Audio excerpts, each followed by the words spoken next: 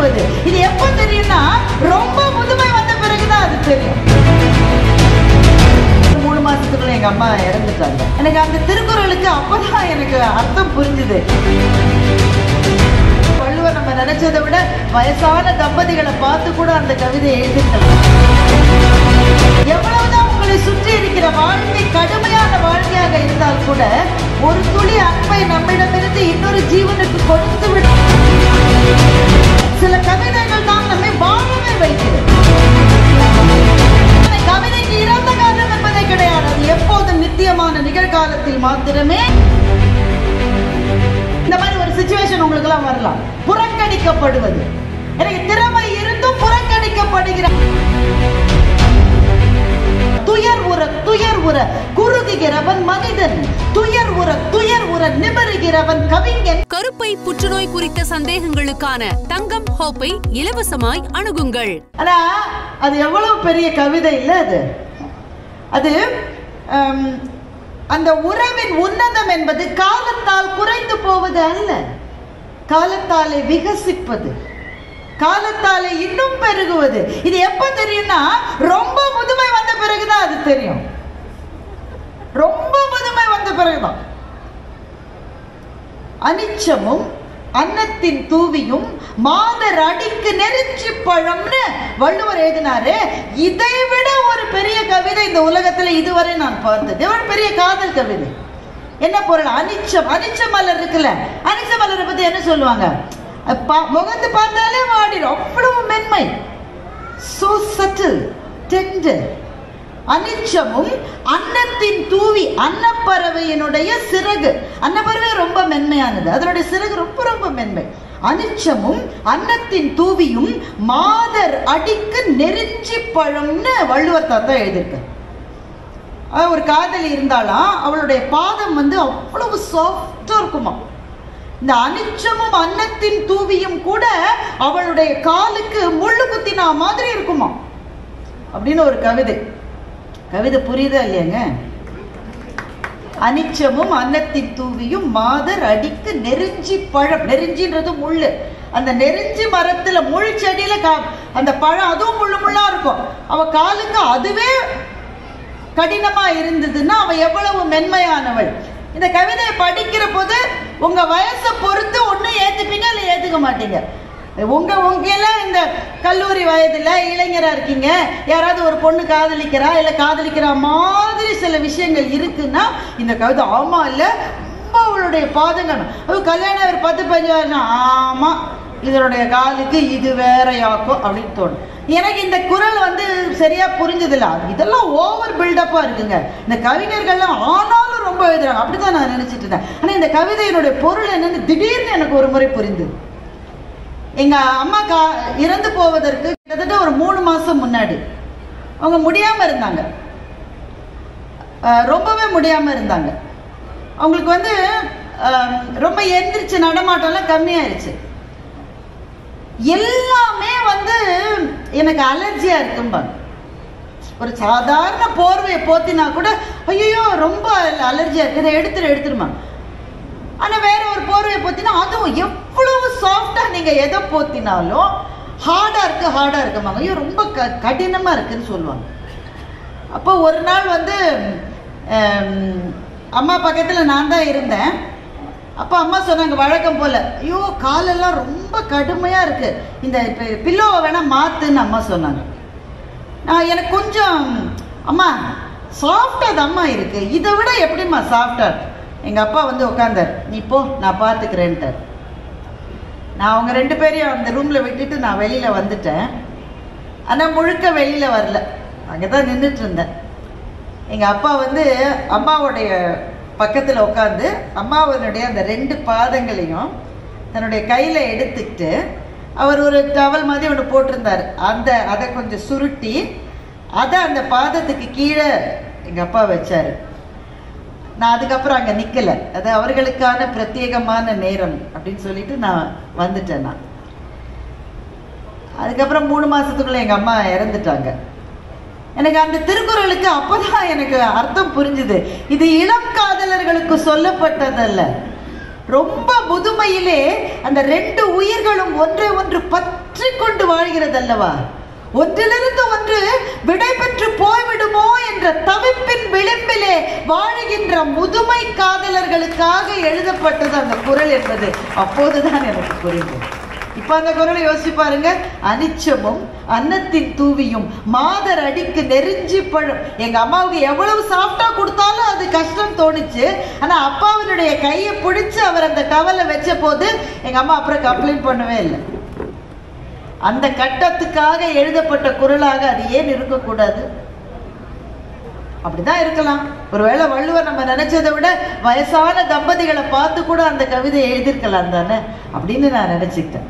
அப்போ 2000 வருஷத்துக்கு முன்னாடி எங்க அப்பா அம்மாவுடைய வீட்டுல நடந்தது வள்ளுவருக்கு எப்படி தெரியும் என்றால், கவிதைக்கு இறந்த காலம் என்பதே கிடையாது. அது நித்தியமான நிரந்தரத்துவமான நிகழ்காலத்தில் மாத்திரமே ஜீவித்திருப்பதுதான் கவிதை. அப்ப ஏன் கவிதையை படிக்க வேண்டும் என்றால், நம்முடைய அன்றாட வாழ்க்கை நம்மை சுற்றி ரொம்ப கடுமையா இருக்கு. இன்னும் கடுமையாகி கொண்டே போகிறது.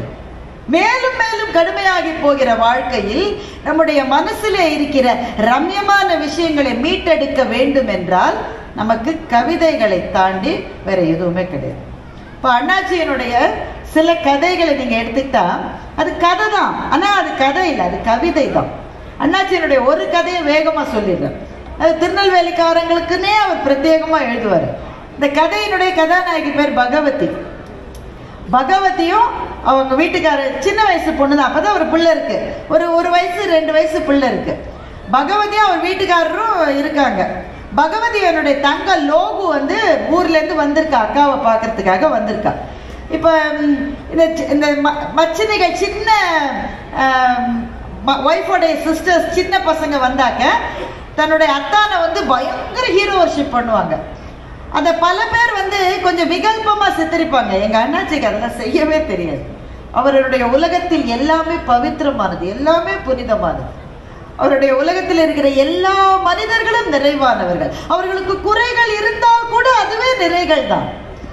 இவர் இந்த பொண்ணு, இந்த ஒய்ஃபோடைய தங்க வந்து சும்மா தன்னோட அத்தானை வந்து வம்புக்கு இழுக்கிறார். அதான் எப்பவாவது உங்க வீட்டுல கிளி வளர்த்துருக்கீங்களா? இல்லப்பா அப்படின்றார். பூனை வளர்த்துருக்கீங்களா? இல்ல, வாய்ப்பே இல்லை. ஆனா நாயாவது வளர்த்துருக்கீங்களா? எதுவுமே செஞ்சு. சரி, அதெல்லாம் விடுங்க, நாங்கெல்லாம் வீட்டுல பட்டாம்பூச்சியை பிடிச்சு கொஞ்ச நேரம் வச்சிருப்போம், அதையாவது செஞ்சிருக்கீங்களா? இவர் யோசிச்சு பாக்குறாரு. இல்லையே, நான் அதை கூட செஞ்சது இல்லையே. அதை கூட நீங்க செஞ்சது இல்லையா? எங்க அக்கா யாரு கட்டியிருக்கா, மனுஷனையா ராட்சசனியான்னு அந்த பொண்ணு கேக்குது.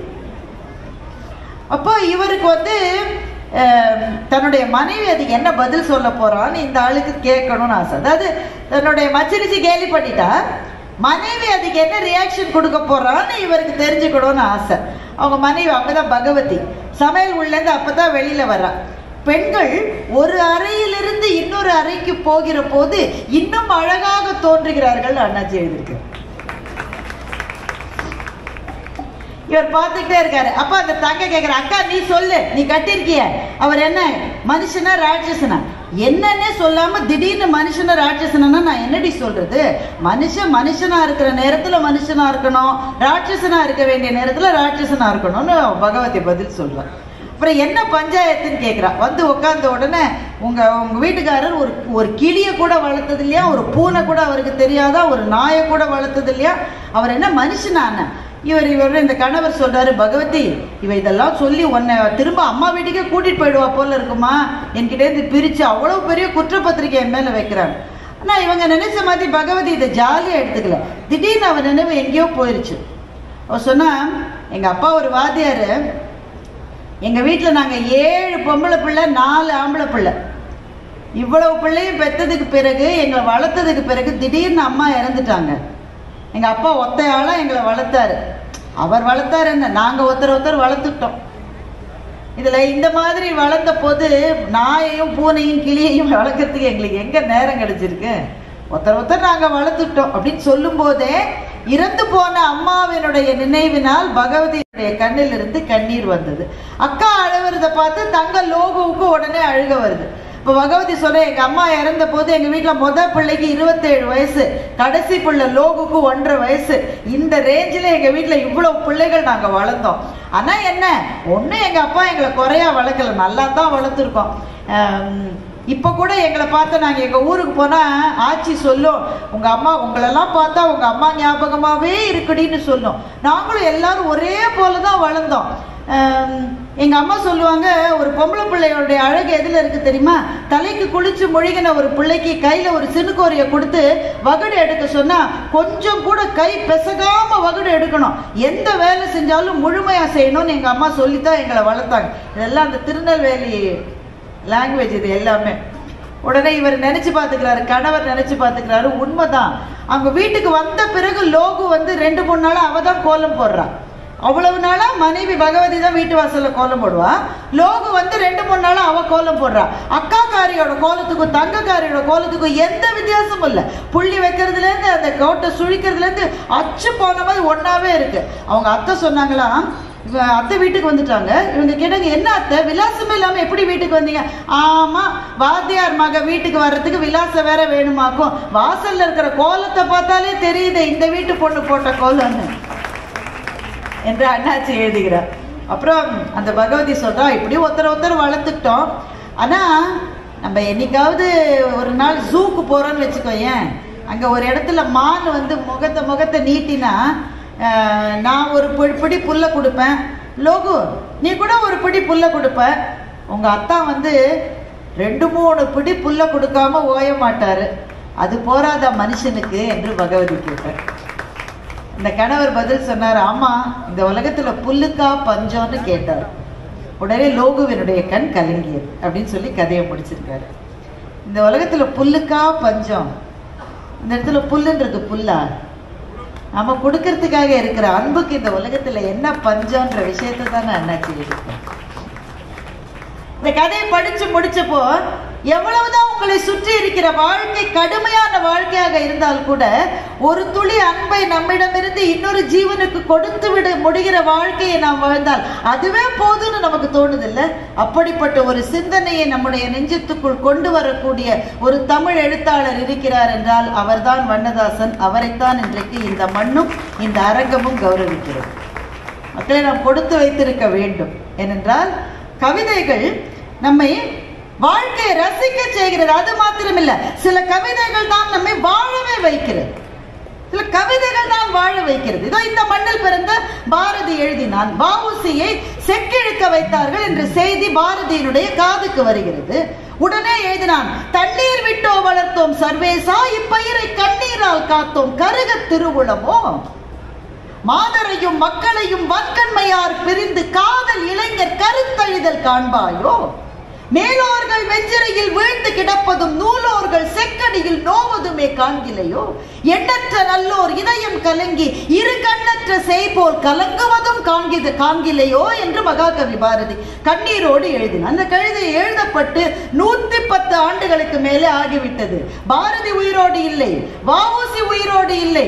அவர்கள் யாரால் சிறைப்பிடிக்கப்பட்டார்களோ அந்த பிரிட்டிஷ்காரனுடைய சாம்ராஜ்யம் முடிந்து எத்தனையோ ஆண்டுகள் ஆகிவிட்டது. எல்லாம் முடிந்தது. ஆனால் கவிதை முடிவில்லாமல் இன்றைக்கும் வாழ்ந்து கொண்டே இருக்கிறது. அதான் நான் சொன்னேன், கவிதைக்கு இறந்த காலம் என்பதே கிடையாது. அது எப்போதும் நித்தியமான நிகழ்காலத்தில் மாத்திரமே வாழ்வதுதான் கவிதை. இந்த தமிழ்நாட்டு மண்ணிலே கவிஞர்கள் எப்படி வாழ்ந்தார்கள்? எங்கள் பாரதி 39 வயதிலே இறந்து போனார். பாரதியினுடைய கான்டெம்பரரி, அவர் வாழ்ந்த காலத்திலே வாழ்ந்த தாகூர் கிட்டத்தட்ட 90 வயதுக்கு மேலே வாழ்ந்தார். தாகூருக்கு நோபல் பரிசு கிடைத்தது, பாரதிக்கு ஒரு பரிசும் கிடைக்கல. தாகூர் நினைத்தபடி சாந்தி நிகேதனை கட்டமைக்கக்கூடிய வாய்ப்புகளை காலம் தாகூருக்கு கிடைத்தது. பாரதியினுடைய கனவுகள் ஏதாவது நிறைவேறியதா என்று எனக்கு தெரியவில்லை. எனக்கு தெரியவில்லை, 1-2 நிறைவேறி இருக்கலாம், பெரும்பாலான கனவுகள் நிறைவேறவில்லை. இந்த தேசம் விடுதலை பெற வேண்டும் என்று அவன் கண்ட அந்த அடிப்படை கனவு நிறைவேறுகிற போது கூட பாரதி உயிரோடு இல்லை. இது எதுவுமே கிடைக்க பெறாமல் 39 வயதில் பாரதி காலமானது யாருக்கு சம்மதம்? கம்பன் கம்பராமாயணத்தை எழுதிய பிறகு சோழ மன்னனுடைய அவையில் சோழனுக்கும் கம்பனுக்கும் ஏதோ பிரச்சனை வந்திருக்கிறது. அது அம்பிகாபதி அமராவதி காதல் என்று சில பேர் சொல்லுகிறார்கள். அதற்கு ஆதாரம் இல்லை. ஒருவேளை அதுவாகவும் இருந்திருக்கலாம், வேற ஏதாவது முடியாத ஒன்று. சோழனை பார்த்து கம்பன் சொன்னான், மன்னவனும் நீயோ வளநாடும் உனதோ, உன்னை அறிந்தோ தமிழை ஓதினேன் என்று சோழ மன்னனை பார்த்து கேட்டுவிட்டு கம்பன் தன்னுடைய நாட்டை விட்டு வேறு ஒரு நாட்டுக்கு போனான் என்று இங்கே இந்த மண்ணிலே கதை இருக்கிறது. எந்த எழுத்தாளர் இந்த மண்ணை சேர்ந்த புதுமைப்பித்தன் தமிழ்நாட்டில் எழுத்தாளராக வாழ முற்படுவது அபாயகரமானது என்றே எழுதிவிட்டு வறுமையிலே மறைந்து போனார் புதுமைப்பித்தன். எழுத்தாளர்கள், படைப்பாளிகள், கலைஞர்கள் எப்போதும் சமூகத்தால் கொண்டாடப்படுவது இல்லை. அதனால போகன் என்ற கவிஞர் எழுதிய ஒரு கவிதை உங்களுக்கு சொல்லுகிறேன். இந்த மாதிரி ஒரு சிச்சுவேஷன் உங்களுக்கு எல்லாம் வரலாம். புறக்கணிக்கப்படுவது, எனக்கு திறமை இருந்தும் புறக்கணிக்கப்படுகிறார். அந்த நெருப்பிலே வாழ்கிற ஒரு கலைஞனோ கவிஞனோ இந்த கவிதையை படித்தால் போற எழுந்து நின்று விடுவான். போகன் அந்த கவிதையில எழுதுகிறான். போகனும் நண்பரும் பேசிட்டு இருக்காங்க. ரெண்டு பேரும் பேசிட்டு இருக்காங்க. போகன் நண்பரிடம் சொல்லுகிறான், என்னுடைய அகங்காரம் என்னுடைய படிப்பிலிருந்தும் என்னுடைய எழுத்திலிருந்தும் வருவது அன்று. புரியுதானுங்க? இந்த கவிஞர்களுக்கு எல்லாமே ஒரு கெத்து இருக்கும் தானே. எங்க அண்ணாச்சிக்கு கிடையாது, மற்றபடி ஒரு கெத்து இருக்கும் தானே. இந்த கவிஞனாலே ஒரு அப்படி பார்க்கிற பார்வை இருக்கும் தானே. என்னுடைய அகங்காரம் என்னுடைய படிப்பிலிருந்தோ என்னுடைய எழுத்திலிருந்தோ வருவது அன்று. இப்ப நண்பன் கேட்கிறான், அப்புறம் எதிலிருந்து வருது? என்னுடைய அகங்காரம் என் துயரங்களிலிருந்து வருவது, நான் பட்ட துன்பங்களிலிருந்து வருவது, நான் பட்டுக்கொண்டிருக்கிற துயரங்களிலிருந்து வருவது. உடனே நண்பன் கேட்டான், துயரம் வந்தால் பணிவு தானே வரும், அகங்காரம் எப்படி வரும் என்று நண்பன் கேட்டான். நல்ல கேள்விதானே. திரும்ப திரும்ப வாழ்க்கை போட்டு போட்டு அடிச்சா கீழே தானே குனிவான். ஐயா ஐயா கொஞ்சம் கவனிங்கய்யா, என்னையும் பார்த்துங்க, இன்னும் தானே குனிவான். துயரம் வந்தால் பணிவு தானே வரும், அகங்காரம் எப்படி வரும் என்று நண்பன் கேட்டான். அதுக்கு போகன் பதில் சொன்னார், துயர் உற குறுகுகிறவன் மனிதன், துயர் உற நிமிருகிறவன் கவிஞன் என்று போகன் பதில் சொன்னார். காலனை தன் காலருகே அழைத்து, காலா என் கால் அருகே வாடா, சற்றே உரை மிதிக்கிறேன் என்று சொன்ன பாரதியை பற்றி நீ கேள்விப்பட்டிருக்கிறாய் தானே. அவன் அப்படி சொன்ன போது அவன் கையிலே காலணா கூட இல்லை. என்னுடைய கடைசி மூச்சு என்பதே என் துன்பங்களின் மீது நான் காரி உமிழ்கிற மூச்சாகத்தான் இருக்கும் என்று போகன் கவிதையை முடிக்கிற போது என்னுடைய உடல் சிலிர்த்து போனது. ஏனென்றால் அது தனிப்பட்ட ஒரு கவிஞனுடைய கவிதை அல்ல. துயரத்திலே வாடிக்கொண்டிருக்கிற எத்தனையோ படைப்பாளிகளுக்கு, கவிஞர்களுக்கு, கலைஞர்களுக்கு போகன் தந்திருக்கிற உயிர் சக்தி அது. இந்த ஒரு லைனை மாத்திரம் வச்சுக்கோங்க. துயர் உற குறுகுகிறவன் மனிதன், துயர் உற நிமிருகிறவன் கவிஞன் என்றால் கவிஞன் ஒரு சமூகத்துக்கு எவ்வளவு தேவையானவன் என்பதை இந்த கவிதையை காட்டிலும் எப்படி சொல்லிவிட முடியும். கருப்பை புற்றுநோய் குறித்த சந்தேகங்களுக்கான தங்கம் ஹோப்பை இலவசமாய் அணுகுங்கள்.